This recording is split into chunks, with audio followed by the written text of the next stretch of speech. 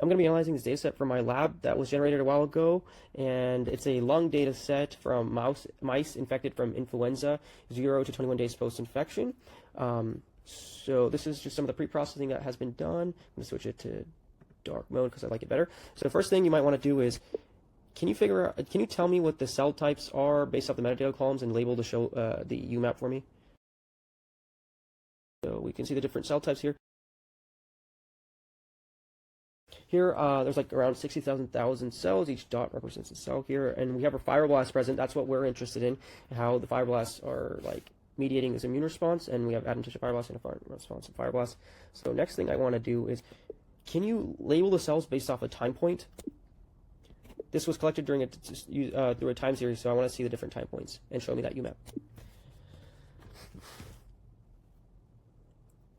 Okay, this is nice. So you can see, like, this green cells, these are the interferon responsive fibroblasts. They're showing up at mostly 3 days post-infection based on this UMAP. So can you find out if there's a flu-PR8 segment somewhere in the gene/feature list that you can find and label the cells that have above a certain threshold of flu RNA, any of the segments expression, and then show me that UMAP? Looks like epithelial cells were the most infected, and then ciliated epithelial cells, and some of the interferon responsive fibroblasts have some flu positive signatures.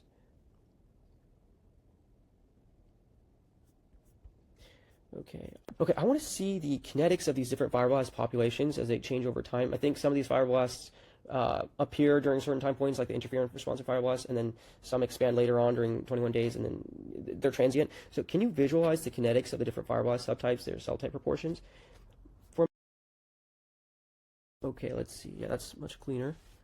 We can see the interferon responsive fibroblasts peak at 3 days post-infection, right here, and then the myofibroblasts.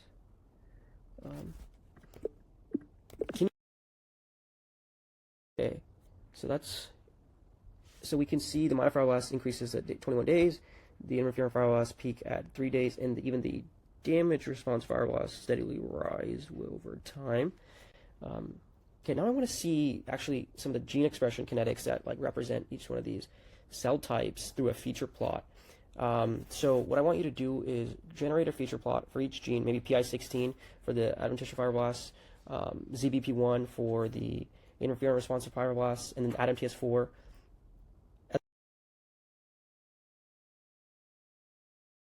So let's see what we see here. Plots generated out nicely. You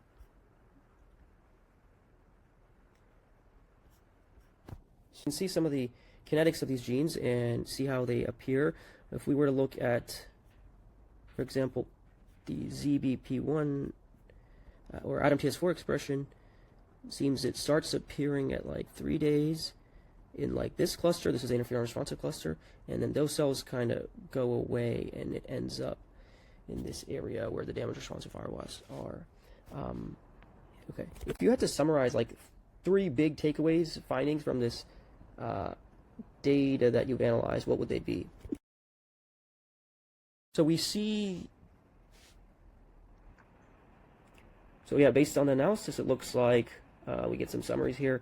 Viral tropism peaks at 3 to 6 days. There's a couple waves different happening. Antiviral defense that peak at 3 days post-infection, and then like some immune cell recruitment at 6 days post-infection through CCL2.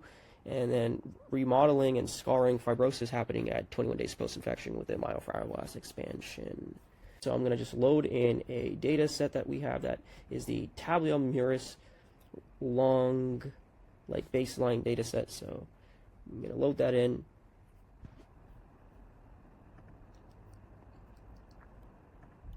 I want you to integrate the 2 data sets and batch correct, and then show me the different time points that are within the different, like color based off of time point DPI, and have Tabula Muris long be its own separate time point / resting state alongside 0 DPI. Keep them separate.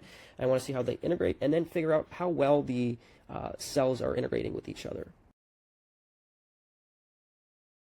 Okay, so it's done integration. You can see it looks pretty well integrated. You can see the Tabula Muris and the Boyd Labs data sets converging in a couple areas.